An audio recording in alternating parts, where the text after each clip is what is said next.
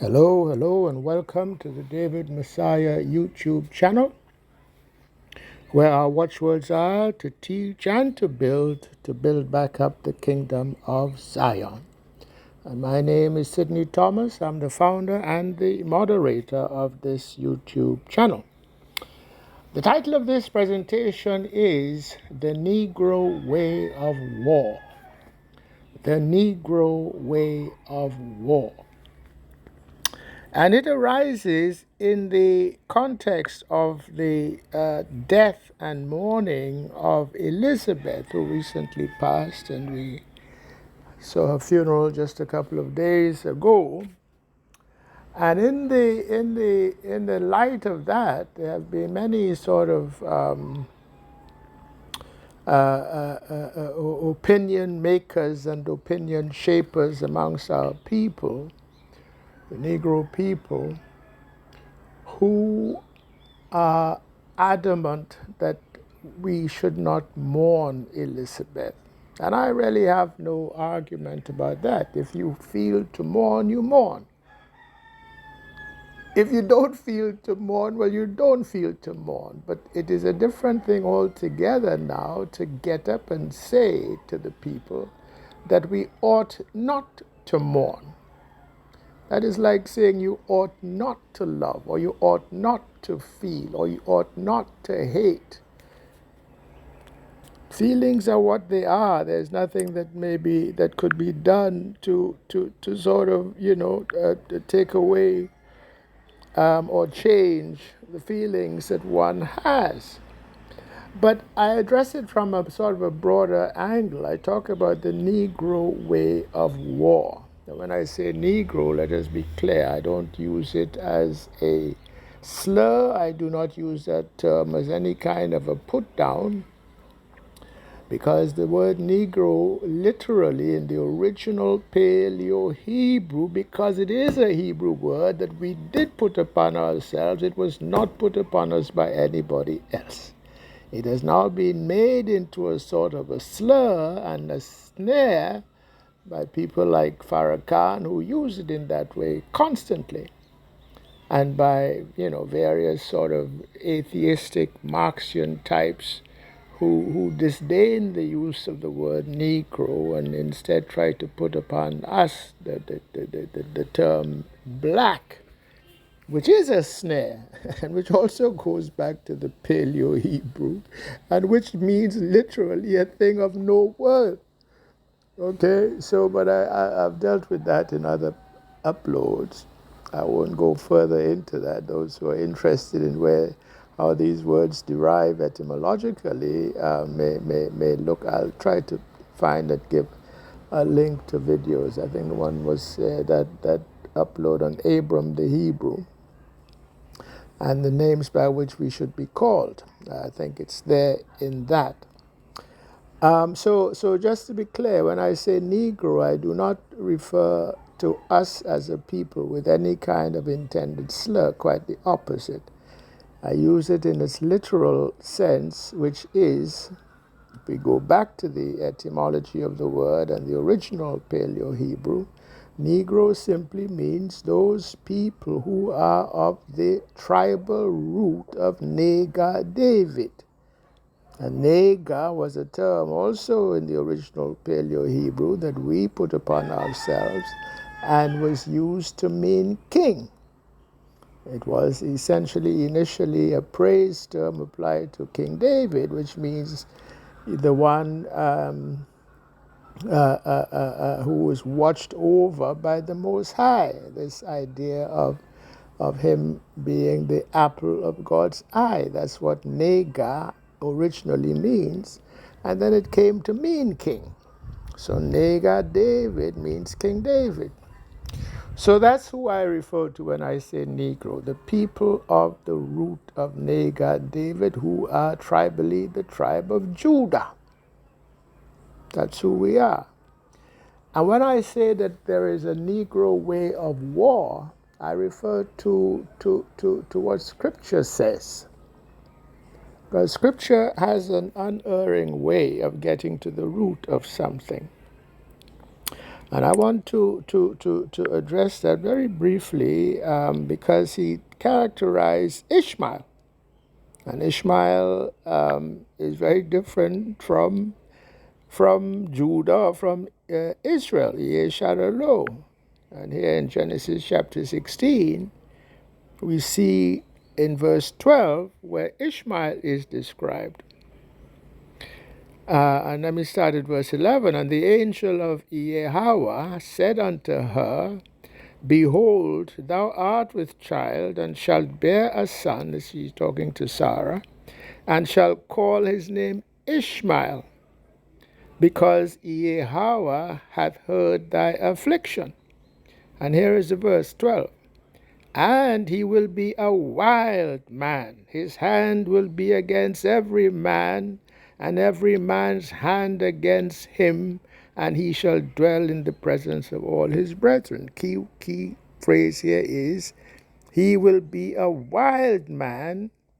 His hand will be against every man, and every man's hand against him.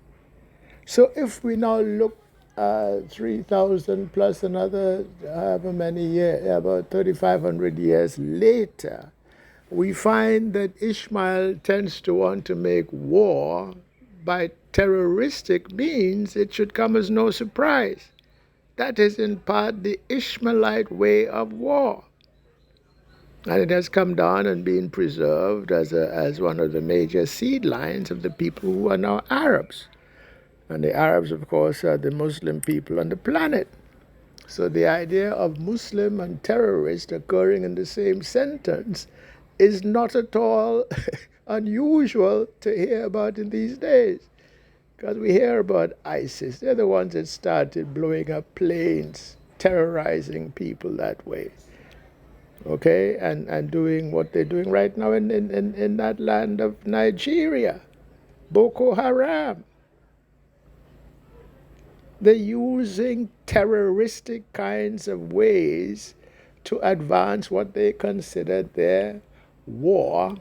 And it is a war because they would like to establish Islamic caliphate in all of Nigeria. They would like to establish Sharia law in all of Nigeria. And so we have a sort of a war going on, sub rosa war, between those of the north who are, a lot of them in fact are Ishmaelite, and those who are not Ishmaelite are allied with them, the Fulani people and so forth, and they're not Negro. They're so-called black, and those who are not sort of, well able to distinguish, black people from other black people will think that they're all the same. Well, no, they're not. And if you were Nigerian, it wouldn't take much, to distinguish a Fulani fellow from a Yoruba fellow, from a Igbo fellow, and so forth. They well know how to sort of identify each other.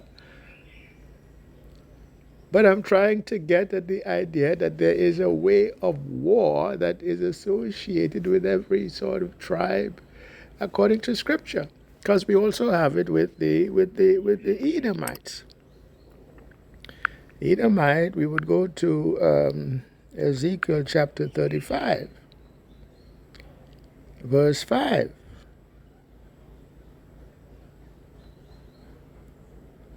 This is now a prophecy against Esau. But let me go to verse 5. It says, because thou hast had a perpetual hatred and hast shed the blood of the children of Yesharalo by the force of the sword in the time of their calamity, in the time that their iniquity had an end. I won't go on to read verse 6. The point is here, one, they have had a perpetual hatred, and they have shed the blood by the force of the sword. This is describing how now Esau will wage war. There is a sort of an implacable, a perpetual hatred that goes along with how Esau, the Edomites, wage war. And even when they wage war against their own brethren, that sort of feature comes out. As we saw with the American Civil War, which was North against South, but it really was brother against brother. But the way that they waged that war was with a lot of blood. There was no restraint. As we see from, I think it was General William Tecumseh Sherman, a Union general who was given the task of taking Atlanta, which was a major sort of, city, a major hub for the Confederate forces down there in the South. And he waged war of a particularly brutal sort. In the process of taking Atlanta, he almost razed it entirely to the ground. And then he carried on down to, was it Savannah, Georgia, I believe it was. And that sort of invading army sort of laid waste to that place. Blood, blood, blood. He didn't try to sort of, ease it a little bit. And in a sense, it was entirely logical how he did it in terms of the military logic of the matter.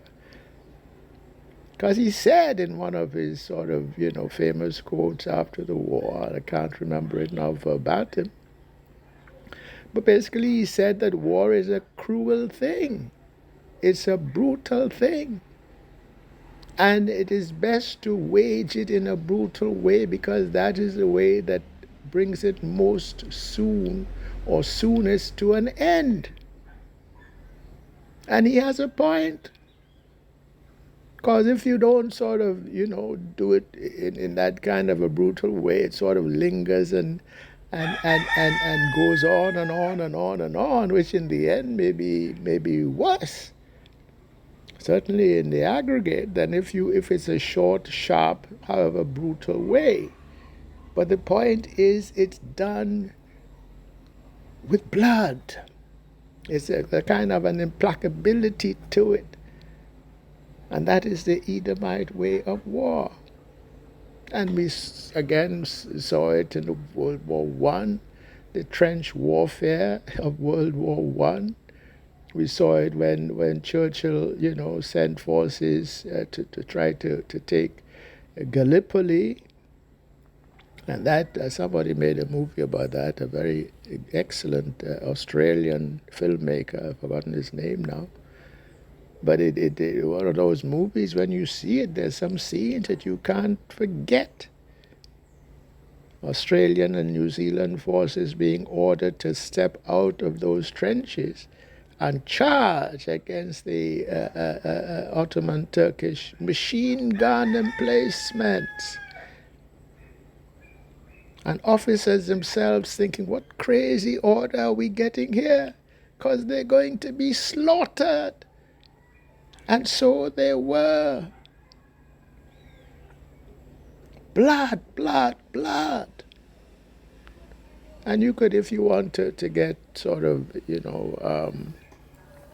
spiritual about it, and it is there enough sort of indications that when the reference there is made to blood, and when in the blessing that was given to Esau, Genesis chapter 27, verse 40, it indeed was said that it would be by his sword he shall establish the dominion. Let me bring it up here.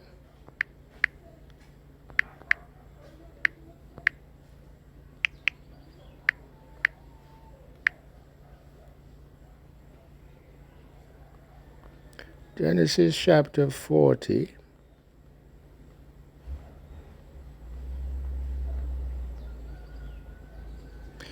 And by the sword shalt thou live, and shalt serve thy brother. So this is the blessing on Esau now, and his brother is Jacob. And it shall come to pass when thou shalt have the dominion. So it is prophesying that Esau at one point would have the dominion, and they have it now. It's now coming to an end. That thou shalt break his yoke from off thy neck. What does it say? By the sword, by the sword.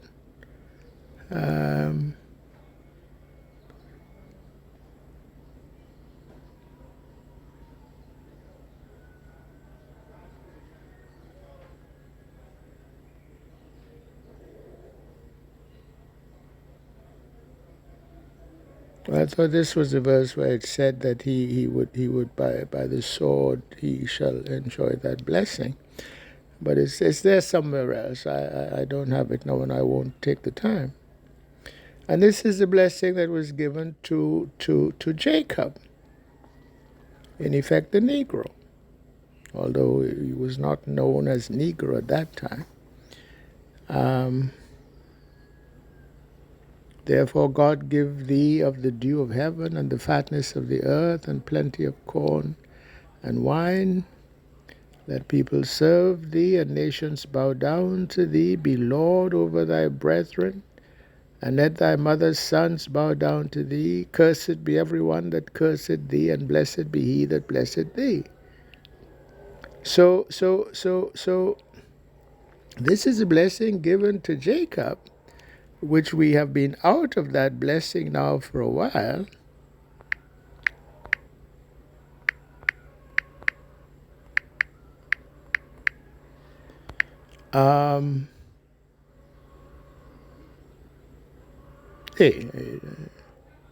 It was there. It was right there in front of my face. And Genesis 27:40. And by the sword shalt thou live, and shalt serve thy brother. By the sword shalt thou live. So it was there. I don't know how I missed it. So this is Esau's blessing. Now, when we read Jacob's blessing, there was no reference to any sword. Rather, it was simply that cursed be he that cursed thee, and blessed be he that blessed thee. So Jacob can have the dominion, but without recourse to the sword. But as to Esau, he has to have recourse to the sword. And he has nursed a perpetual hatred, as we just read in the book of Ezekiel chapter 35 verse 5, for Jacob, because Esau has always felt that that blessing that was given to Jacob should have been his. I'm trying to get at the topic here, which is the Negro way of war.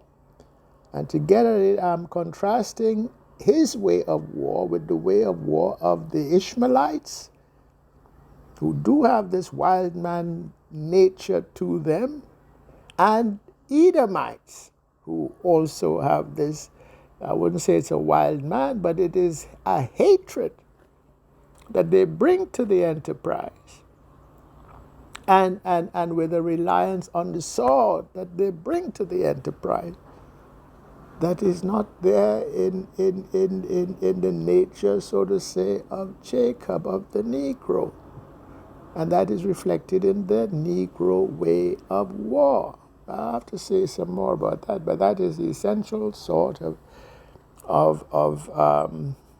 the nub of the issue in terms of how the Negro wages war versus how other nationalities wage war. And you can find, you can find books if you go on the internet about the German way of war. They like they make it short, sharp, and lively. I think one of their emperors had said.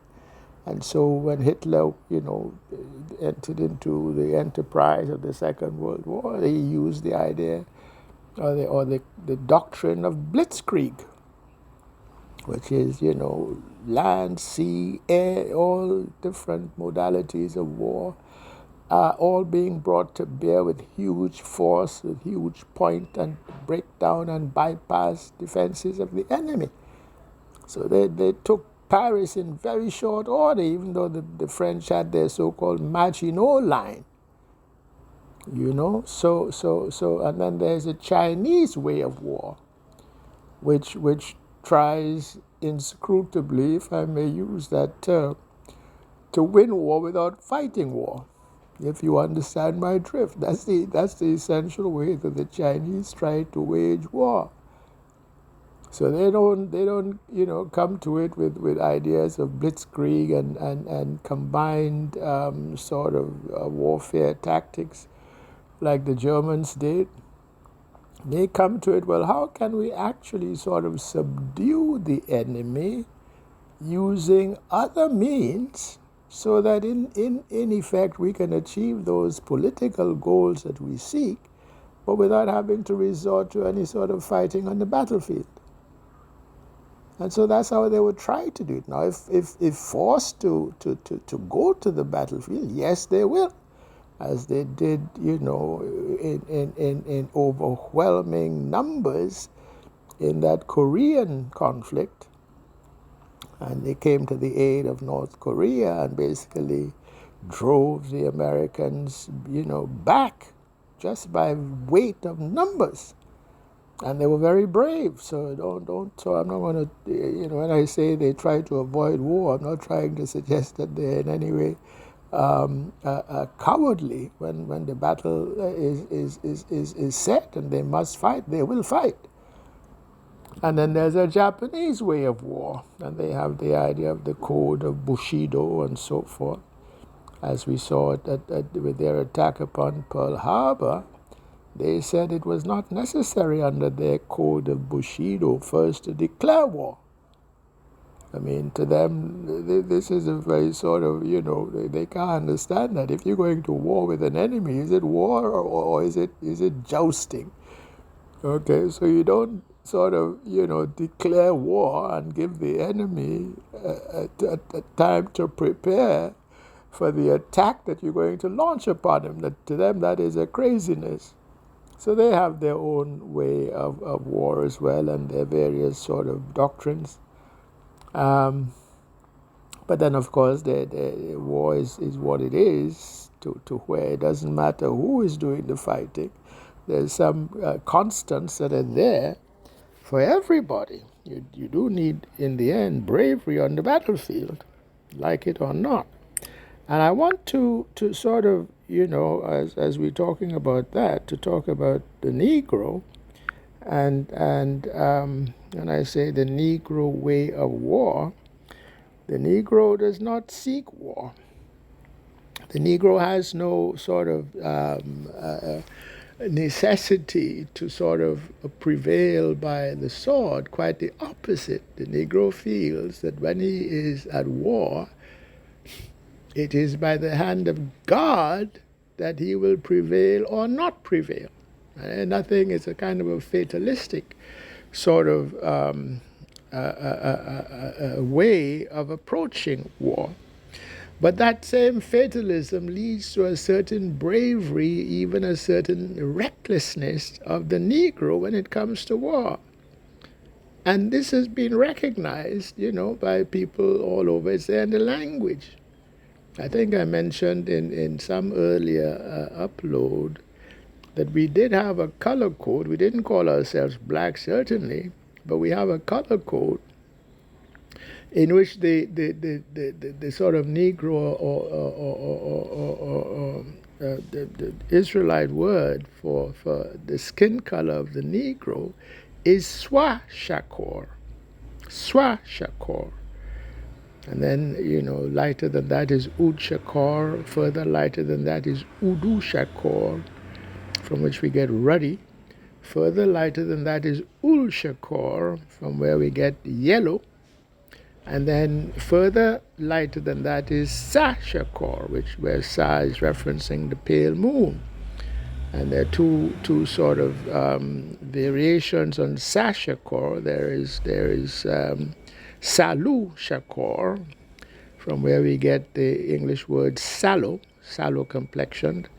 And then there is sasha shakor, which is that sort of pinker kind of variation of pale skin. And then furthest in terms of that color scale is albishakor, which is that color of the albino that has hardly any pigment. And furthest, the darkest on the scale is actually Chashakor or Chashakor, from which we get words like charcoal, and also the name Charles. By the way, the South Carolina and North Carolina derive from that word, because in Latin, Carolus is the equivalent of Char or Char. Carolus would be the equivalent of the English Charles. So Carolinas, the South and North Carolinas, sort of reference that shade of skin color. But I say that to say that phoneme there, swa, it's there in Swahili, it's there in Eswatini in Botswana, it's there in the German, is Schwarz, it's there in English, swarthy. Okay. Well, there is that word swashbuckling. There is that word swagger, because associated with the Negro are those sort of characteristics. Swashbuckling, because that's how we went into war, with a kind of a swashbuckling, devil-may-care kind of, as we see with the way we play sports. We have that sort of gift of the Father in the way we play sports. So whatever the sport may be, I don't care what it is. Well, I want to, maybe I should take that back, because I'm not sure we're ever going to be tops in swimming. Okay, because we sink like a stone, we don't float as easily as the other people.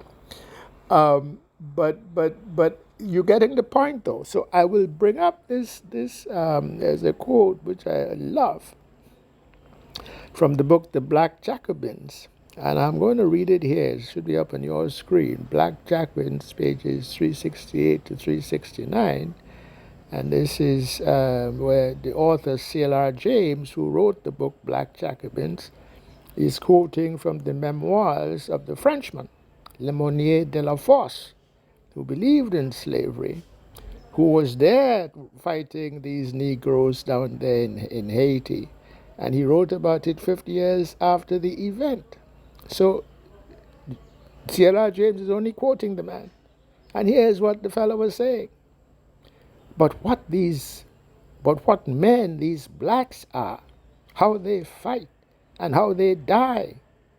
One has to make war against them to know their reckless courage in braving danger. This is a swashbuckling kind of idea, when they can no longer have recourse to stratagem. I have seen a solid column torn by grape shot from 4 pieces of cannon advance without making a retrograde step.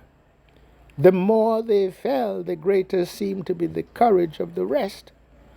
They advanced singing, for the Negro sings everywhere, makes songs on everything. Their song was a song of brave men and went as follows. To the attack, grenadier, who gets killed, that's his affair. Forget your ma, forget your pa. To the attack, grenadier, who gets killed, that's his affair. And he goes on to say, this song was worth all our Republican songs.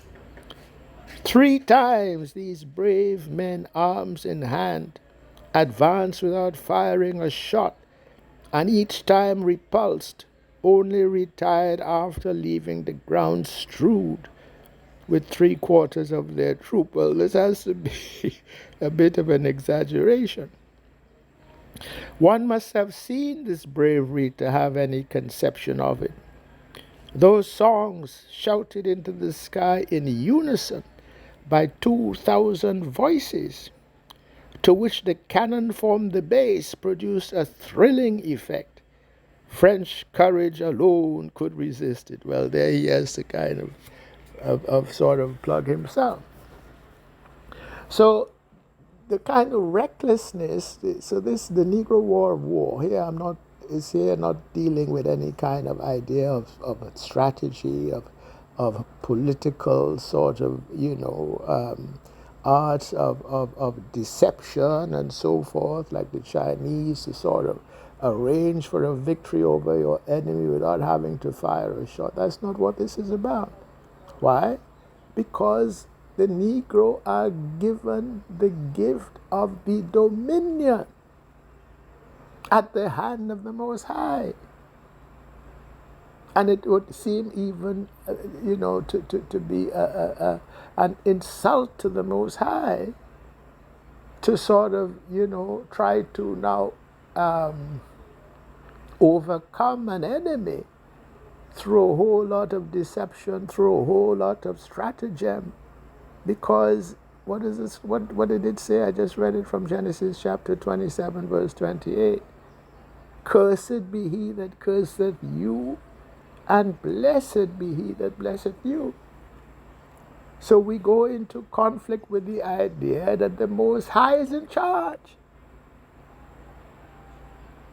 And hence you can be that swashbuckling and brave fighter at the tactical level. And hence you don't even have to resort very much to stratagem. Because the Most High got it locked. No, that is not to say that the Negro is incapable of stratagem. As we saw indeed when the French expedition came to the island, ordered by Napoleon to do so, and came in such large numbers. It was an expedition of about 60,000 men, I think, perhaps even more. And when Toussaint and his generals, they went up to a high hill to look at this force assembling in the harbor, and when they realized how big that force was, they said, well, they have come to re-enslave us. And they hadn't sort of prepared for that. Toussaint still labored under the illusion that, he was a black Jacobin, and Napoleon was also a Jacobin, and they could find a way to sort of work out whatever differences that they had peaceably as allies. And that's how he got suckered into taking as on its face the offer of safe conduct, so that he could go and have talks. And of course, Napoleon's generals arrested him, took him back to France, locked him up in a prison, and had him die a slow and painful death of neglect and starvation. But the point I'm trying to make here is not that. The point I'm trying to make here is that they recognize right away that the only way now to overcome that invading force, caught flat-footed as they were, was to retreat into the hills, and also to put a torch to everything, leave nothing to the French that they could use, whether food, whether munitions, whether even buildings. So they pursued a scorched earth strategy, retreated to the hills. And from that back to the walled position, they fought their way back and used their advantage, as they had done earlier with the British, because the British had sent an expedition, I think of about the same size, maybe 80,000 troops. The British had sent, hoping to capture that island for itself, while France was in the throes of its revolution there in Paris. And Toussaint and his armies resoundingly defeated the British. And when you analyze how it was they did it, a big part of the analysis basically was that the Toussaint's armies were quicker in maneuver, because Toussaint's armies could move about 30 miles a day, as opposed to only 10 miles to the British. So it is the functional equivalent of two heavyweights going at it, and one is quick and the other one is slow. Who's going to win? And this was the strength of, for example, what's his name, Mike Tyson. It was his speed that gave him an advantage over his opponents. Speed in offense and also speed in defense, because he was well able to slip all those punches that were thrown at him. So he could then deliver his, man-crushing blows. So Toussaint's army had that overwhelming advantage of speed. And so they could do what, later was done by Ho Chi Minh in his Vietnam War, which is, and that's what they had to do, because they were not that well munitioned, they were not that well sort of armed. But if they chose their battles well and inflicted defeat upon the enemy, now they are, to that extent, better armed because they take weapons of those that they defeat. And also weaken the enemy further, because now the enemy has less arms and munitions with which to continue the fight. And that's how the Toussaint's armies, defeated the British. And that was a victory not only of brawn, it was a victory also of brain. Okay? So the officer corps was Negro, just as were the fighting men. And of course, we do know that Jean-Jacques Dessalines, after Toussaint was taken away, was well able to continue the fight and in the end defeat the French, as before they had defeated the British. And even before that, they had defeated the Spanish. You understand? So that the Negro way of war, at the bottom of it, it relies on the swashbuckling kind of bravery that goes along with the gift that we were given, because we let it to God. You understand? And this is not only the case of the Haitian war, it's called revolution, although it wasn't quite complete. I think I like to, and it is a sort of a boast, so forgive me, and may the Most High also forgive me. My great-grandfather, 7 times removed, was part of that army, British Corps of Colonial Marines, because he had been a slave in America, Virginia, Maryland, D.C. area, somewhere around there.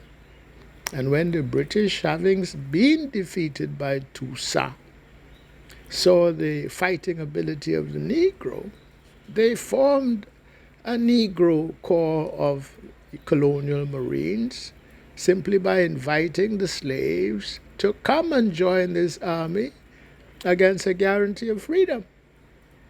And my great-grandfather, 7 times removed, was one of those.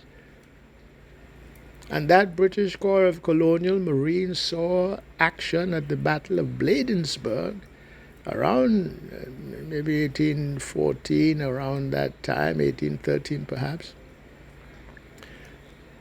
And it was a rout, meaning to say the American forces fled, they ran from the battlefield when faced by this Negro army. They left Washington, D.C. undefended. And then that force went into D.C. and put D.C. to the torch, including the White House. There's still sort of remains of you can see it in if you go to the White House. I've seen pictures on the internet where there's still signs of where that building was burnt. And my great-grandfather, 7 times removed, was paid a reward of £1, 4 shillings, and 1 pence for his part in that action. Now, they formed that British Corps of Colonial Marines, Negro Corps of Colonial Marines, but they made sure that the officers were white, okay, because they didn't want to empower these Negroes more than they had to, but they wanted to use their fighting ability. And then later on in that War of 1812, at the Battle of New Orleans, which more or less concluded the war, By that time, the Americans had gotten wise, and they formed their own Negro Corps down there in New Orleans, because there were enough sort of what they called free men of color down there that they didn't have, and they might even have used slaves as well, but certainly they had free men of color. And from those, they formed that Negro fighting force that defeated the British on that occasion. And indeed, the Negro Corps of Colonial Marines was slated to be part of that action, but came too late to the battlefield to make any kind of difference. And when you look at Negro sort of contributions in every sort of conflict, later on in the Civil War, the Negroes, actually on both sides, people are not too much aware of it, but there were Negro forces fighting for the Confederacy. In fact, one of the generals there had his own personal sort of security guard was Negro. And when I say security guard, I mean a whole troop. And then, of course, in the Indian Wars, the Buffalo Soldiers obviously became famous in that, as we all well know. And in the First World War again, there was a British West India regiment that was formed, and they took part in action in the Middle East theater against the Ottoman Turks in the Battle of Jerusalem, and my grandfather was part of that action. And guess what? There's a story that you're not going to see, very much talked about, but it's there. It's mentioned in dispatches and so forth. That the sort of the Allied, but essentially British troops were sort of pinned down by Ottoman Turkish machine gun sort of fire. And the general in charge, it might have been Allenby, or it may have been one of his lower down sort of subordinates, had given the order to New Zealand. First, I think he ordered some British regiment to go, and overcome that Turkish machine gun emplacement, and they weren't moving. And he gave the order to I think there was a New Zealand force, and they weren't moving either. And then guess what? They called on the British West India Regiment to basically get up and take that, machine gun sort of, defensive sort of position that the Turks had set up. And we went. They charged against the machine gun emplacement and overcame it. And after they had the bravery to do so, that's when the New Zealand troops got up. And now it was a huge sort of, the whole sort of, all the Allied lines, went charging against the Turks, but led by British West India Regiment Negro soldiers. You're not going to find too much of that written up. But it's there in the dispatches that were written, commendations sent, letters sent to the governor of Jamaica, to say thank you for the contributions of the army that was raised down there in the West Indies. So there's that. And then, of course, in World War II, I'm not even going to mention action by Negro soldiers in World War II. I'm talking about the American Negro soldiers. Because you don't. That's another thing that you don't even hear about. What was it? The 771st Armored Corps Tank Brigade, which was a Negro Corps, working under General Patton. And it was a case of when Patton needed to punch through the enemy lines, he was calling on the British Negro tankers because they had a certain, I don't know how they would do it, and they have hardly been mentioned at all in the histories. Hollywood hasn't made any movie about them.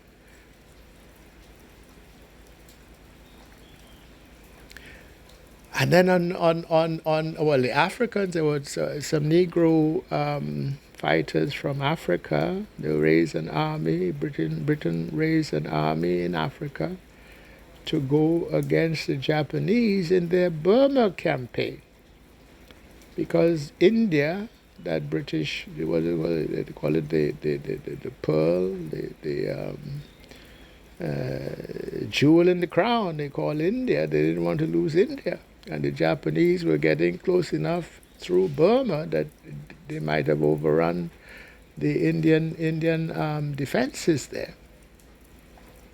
So yes, they had Indian army forces there fighting at the Battle of Burma against the Japanese.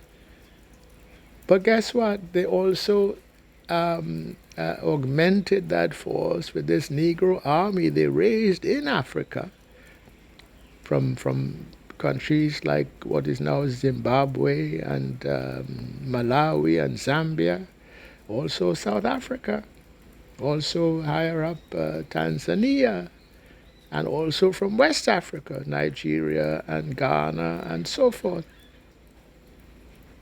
And there too, at the Battle of Kohima, which was essentially the deciding battle of that campaign. And here now they had to charge uphill against Japanese machine gun emplacements. And there too the African troops found the courage to go up against that. And it is a courage based in belief in God,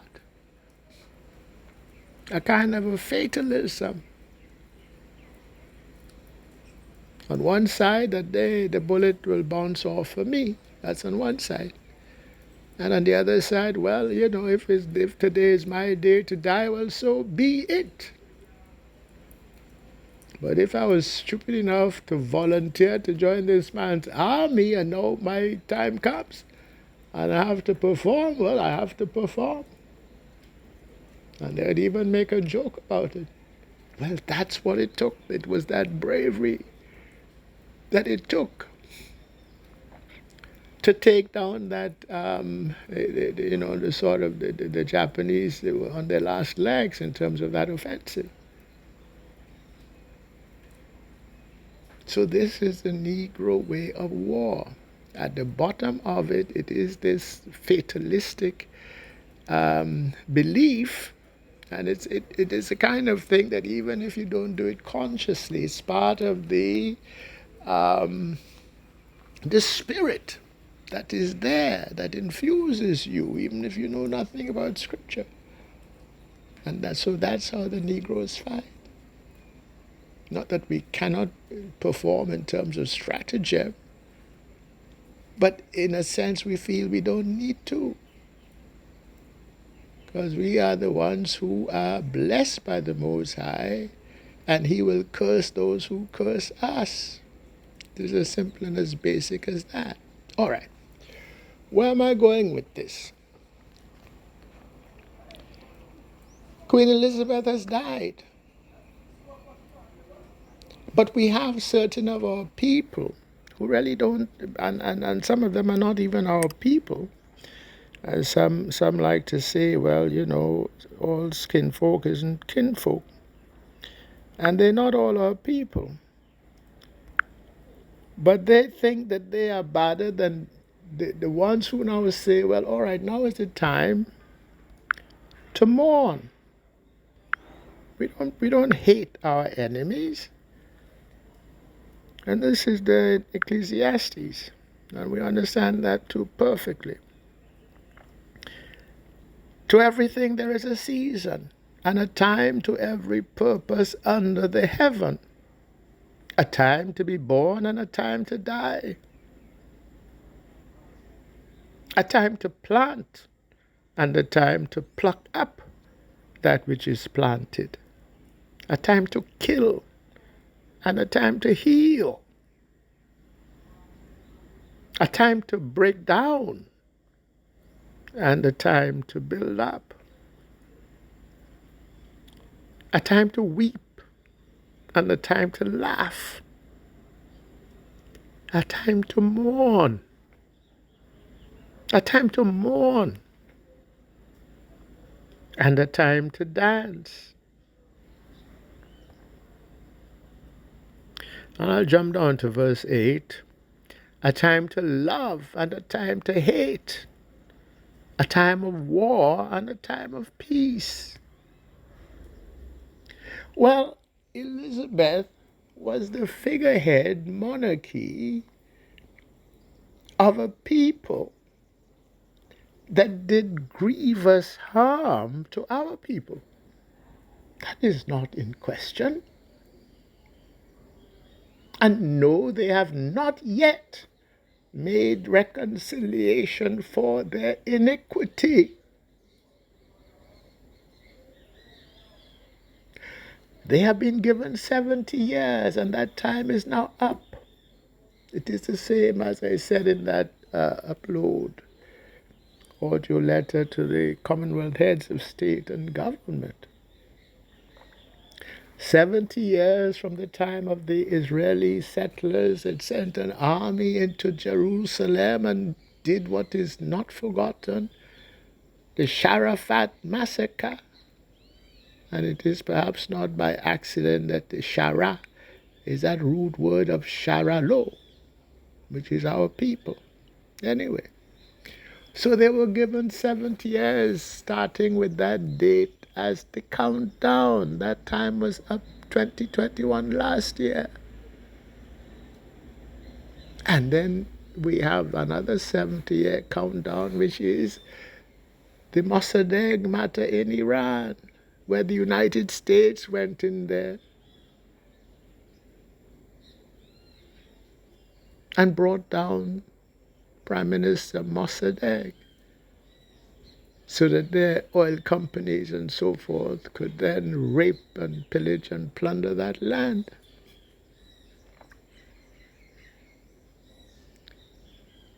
And they have been doing the same. That was only one of many. Guatemala, Cuba, Chile, Allende. They brought down Allende in Chile. Okay, they tried many times, so they say, I don't know. Fidel Castro there in Cuba, and in the end put a blockade on Cuba that they still have not lifted. 2014, the coup in Ukraine, the Maidan coup, one of those color revolutions. George Soros being sort of the point man for the HOR whore. So they have, and because they're trying now to sort of, take Russia and to rape, pillage, and plunder Russia. And they're using Ukraine as a sort of a lever to try to do that. And that is falling apart in their face. Why? Because essentially their time is up. But in any case, as to the United States, the 1953 was the start of their 70-year countdown. And that's would have run out in 2023. But in any case, there's this sort of 4-year tarrying. So from the first one, 1951 to 2021, add 4 years, and so we've got a period of up to 2025 for these matters now to be resolved. Okay, so the Queen and the British people who established that empire which now remains in a different form as part of the so-called British Commonwealth. Yes, there was a time to war, now is a time to peace, and yes, they kind of did all what they did in terms of trying to continue a certain dominion, but now in a peaceful way through the sort of agency or aegis of the Commonwealth. But they can't fool God. The Nigerians know that very well because the British actually were there involved in that civil war in Nigeria when the Biafra sort of I don't know what to call it, revolt, revolution, rebellion, whatever you want to call it. But the British had a hand in that.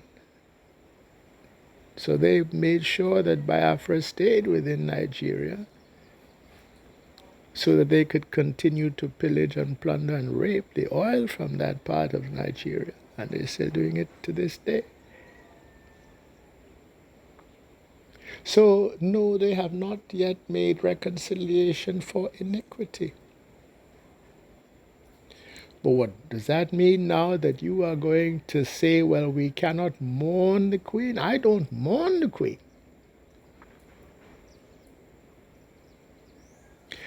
But I will issue a statement of condolence in line with what I just quoted there from Solomon.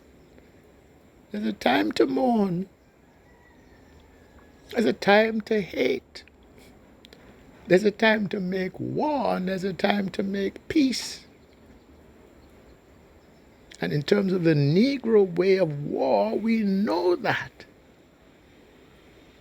So the overriding principle of the Negro way of war is not that war is a permanent state. There's no implacable sort of hatred that would go along with the Negro way of war. In the Negro way of war, you're looking to make peace after the war. So there's restraint even in how you do war. Not that you're not brave in war, not that you're going to cut and run from the fight, but you do it in a way that you don't ensure a continuing cycle of hatred and a recrimination so that the war becomes a never-ending thing and then a never-ending cycle. That is not how the Negro makes war. When the Negro makes war, he's looking forward to making peace after the war. So there's a regard and a respect given to the enemy. You understand? There was an interesting movie. Michael Caine was the star in the movie. It's made from the white man's view, but it was a movie, I think it was called Zulu Dawn. And it was about the Battle of Rorke's Drift down there in South Africa, which took place a little bit after the other battle of, and I'm going to mess up this Zulu word, Isandlwana. And the Zulus basically massacred a British regiment there at the Battle of Isandlwana. And then, 2 or 3 weeks later, as part of the same sort of, in terms of the British way of recording it, the Zulu War, the Anglo-Zulu Wars, there was a succeeding Battle of Rorke's Drift where the British, in a sense, could sort of recover some pride, because they went into the war against the Zulu kind of, in the same way as Napoleon's army got beaten by the Haitian ex-slave army because they simply had no regard for the fighting ability of the enemy. And found themselves outfought, found themselves outgeneraled. Well, in that movie, there's a scene where the British Army had taken up, defensive positions and so forth. They were defending a sort of an outpost, a settlement there, against this Negro Zulu force that had come against them. And they'd had time enough to sort of prepare defenses and etc. And made such a good account of themselves that the Zulu army had in the end to sort of, as the sun was going down on that day, realized that they hadn't quite completed the victory that they had hoped for. And guess what? The Zulu warriors started singing a song in honor of the bravery of the British army that had defended that outpost.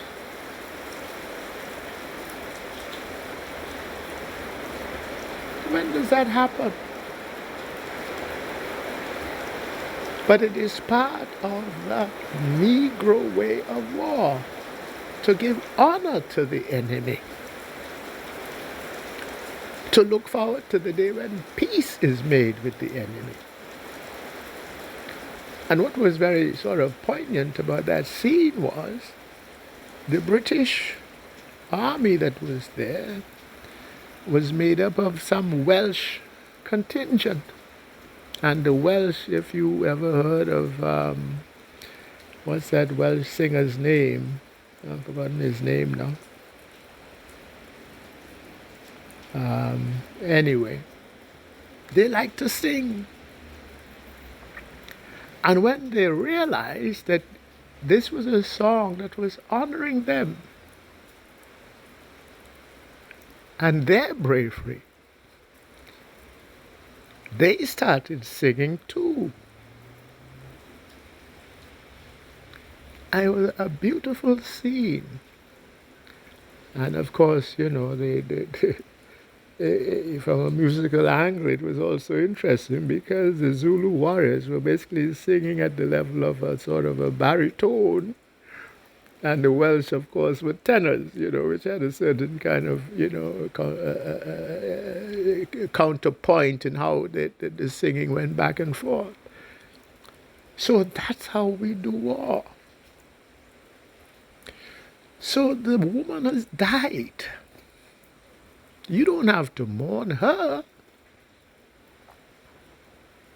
You don't have to forget that there is iniquity as yet atoned for.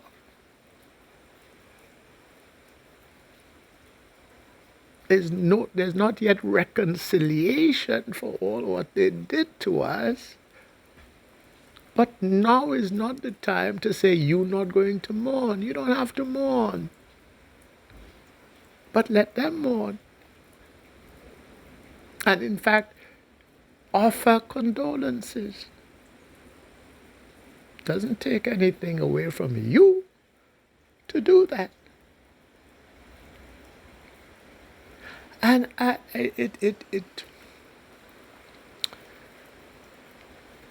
was going to say that it has to be the young ones who are of a certain impulsiveness of their nature still. They're not able to control emotion as well as the older heads. And so, give them that sort of, that much slack, that they're still too young to really understand certain things. But, you have the example of men like Mandela. Mandela visited Elizabeth. He called her Elizabeth. He didn't bow down to Elizabeth. If anything, it might have been the other way around. He could joke with Elizabeth. Because there's stuff out there on the internet, you could still see some of it when he met her. I think it might have been the second time. And he told her, Elizabeth, it seems you've gained some weight. Well, Mandela is to use the word that the way Farrakhan might use it as a term of, as a slur, sort of kowtowing Negro. Mandela was in jail for what he was trying to do for our people in South Africa. He was head of the military wing of the ANC. spear of the nation.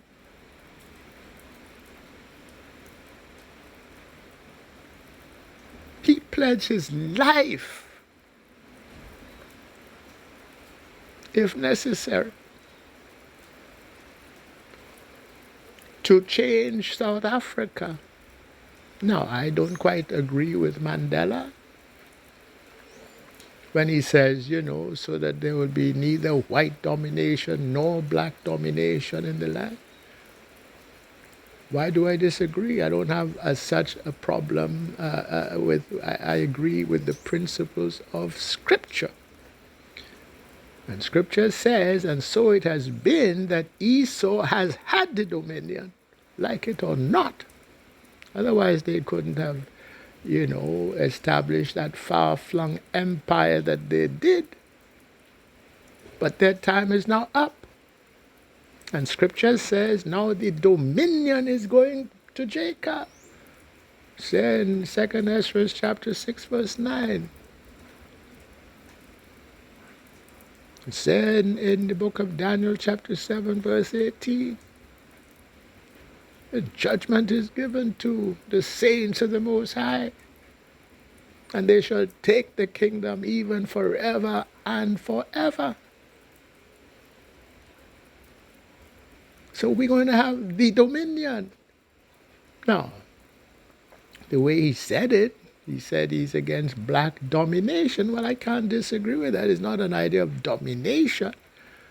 It's an idea of dominion. It means that we're going to be the ones in charge. Like it or not, that's how it's going to be.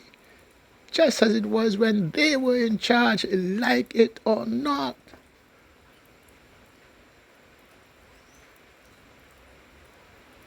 But he was an elder statesman when he went to visit the Queen. He didn't kowtow. He didn't come breathing fire. He didn't come breathing hate. He didn't come saying, well, you still owe us for all of this that, you took from us. You still owe us for the Cullinan diamond. Give it back to us now. No, there's a time and a season for everything. And according to the Negro way of war, is also the Negro way of diplomacy. Time and place for everything. So don't come as a young man that you still can't quite control your emotions, and you want now to start to be telling people how to behave. Not the Negro. Because we know we are the children of God. We know that he who curses us will be cursed. We know that he who blesses us will be blessed. And we know that there will be reconciliation for that iniquity. They will pay. But let the woman be buried. Let her be mourned. You might have noticed that video that the Most High guided me to put it out. I made it on the 15th. He said, don't issue it now. Wait until after the funeral. That's why it only came out on the 20th, even though I think the date on it is the 15th. I'm not even sure, but it might have been the 16th. Anyway, whenever it was, you will see the date is what it was, and it didn't come out until the 20th. Why? Because Solomon told us that already. A time and a season for everything under heaven. And after the war, there has to be peace. And if you're going to establish the dominion and do it in peace, as opposed to perpetual, never-ending cycle of war, then you better have a certain regard even for your worst enemy. So we should take lesson from the elders like Mandela. and not be, those one of the hot heads talking about. God, this is not the time to talk about, well, she shouldn't be mourned. And another hothead who is old enough and should know better, wishing excruciating death on the woman. I imagine some would even now call, when we do take over, some will call, what, you're going to exhume her body and kill her again? No, that's not the Negro way of war. And that is why Scripture says that when David is restored to the throne, the Messiah, he will be a light unto the Gentiles. Because it's going to be done properly. It's going to be done in a way that promotes peace and justice and righteousness, so that indeed swords will be beaten down into plowshares. Indeed, the lion and the lamb, metaphorically, can coexist, one can lie next to the other. So this is what this is about. The issue is not, well, now is the time to talk about reparations. No, this is not the time for that. There's a time for that. And guess what? It will be better reparations than people think they're now demanding for. Because the reparations we're going to get is not of the sort that, you think it's still going to be how it is, which leaves them in charge. No, no, sir, not at all. Not at all. It's going to be payback in kind. That's what it says in Psalms number 2. Ask of me, and I shall give thee the heathen for thine inheritance. What does that mean? The heathen, by the way, the Hebrew word for heathen is hatatan, which really means simply those kinds of people, which is Esau and his confederates, who would go into a land that is not theirs to rape, to pillage, to plunder, and steal what they can. That is the definition of heathen. So these are the colonial powers. Well, if they are to become an inheritance of the Israelites when they take the dominion, that is basically saying that they will become our servants. We only have to ask. And that's there also in Isaiah chapter 11. I won't go into that. I'm not trying to make that kind of a lesson in this talk. But I did simply want to address this question of the Negro way of war, which is a way of war that at bottom involves bravery of the highest order at the battlefield level, which involves a kind of a fatalistic sort of faith in the Most High's protection. And it leads to the sort of bravery that we saw with the Haitian soldiers and that we have seen in every kind of conflict where the Negro has been a part. Even though we don't hear too much about those sort of episodes in history. It doesn't sort of take away our ability to use and apply stratagem. But we understand that at the end of every war, there has to be peace. So we fight war with an eye to achieving a stable and a sure peace at the end of the war.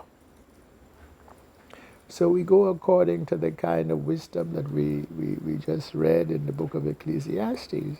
There's a time and a season for everything. And so when the woman has died, you don't think she had good qualities? She did have good qualities. She was a model of dignity, no doubt. She was a model of grace, no doubt. Does that mean we have to forget what they still owe? No. But now is not the time to advance that cause. You understand? It's very simple. So I'm kind of alluding to a piece that in the last video upload, brother, well, I wouldn't call his name on this occasion because I see that he must have deleted that post, so it's not there. But we all know that sort of impulse that's there to now say, well, we hate the Queen. Well, come on,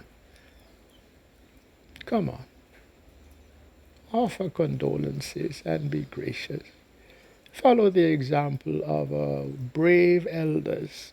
Because don't tell me that Mandela was somehow kissing up to the colonial power. No, not at all.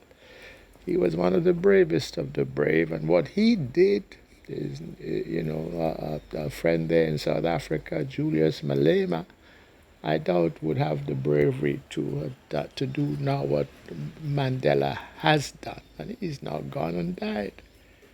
He had his time in the sun, and he would not be sort of remembered for this sort of pettiness that we're now hearing from Julius Malema, because time and place, it has to be part of how the Negro does war. So let us not be like the Ishmaelites, which is kind of a curse, because he's a wild man. So you expect him to resort to wild man kind of a way of war. As we see with ISIS, as we see with Boko Haram there in Nigeria, and in other places. We just saw what they did to Salman Rushdie. Come on, that's not how you advance your ideology. That's not how you advance your belief by murdering. And this is a fatwa. That's a religious edict that gave somebody permission to go and kill somebody because they said a few things bad about the so-called prophet. He's not even a prophet, not after the order of Moses. You just have to read Deuteronomy chapter 18 to know that that's an impossibility. And Esau has his way of war, which is a very brutal, bloody way of war. Why? Because he made a pact with Satan. That is what is implied when in Genesis 27:40 it says, by the sword shall he wield dominion. That means he's made a pact with Satan, which means blood is required. Every at some fairly frequent frequency also blood is required. And that's why the kind of wars that he has fought down the centuries, has been of a very bloody order, even when it is brother against brother, as in the U.S. Civil War. Even World War I was a sort of a brotherly affair. Well, you had German, descended soldiers fighting for the Americans against their German brethren. How much sense does that make? And of course, so it's like that. We are Negro. We have a standard to uphold. And the standard that I uphold is a higher standard, which allows for a certain magnanimity, not only allows for it, but requires it. So that when finally peace is made, it will be a peace, an enduring peace. It will not be a renewing cycle of violence. All right, so that's all I want to say. I want to end by giving all glory, giving all thanks, giving all exaltation whatsoever unto the Most High, Yahweh. And to all of you still listening, I say Shalom.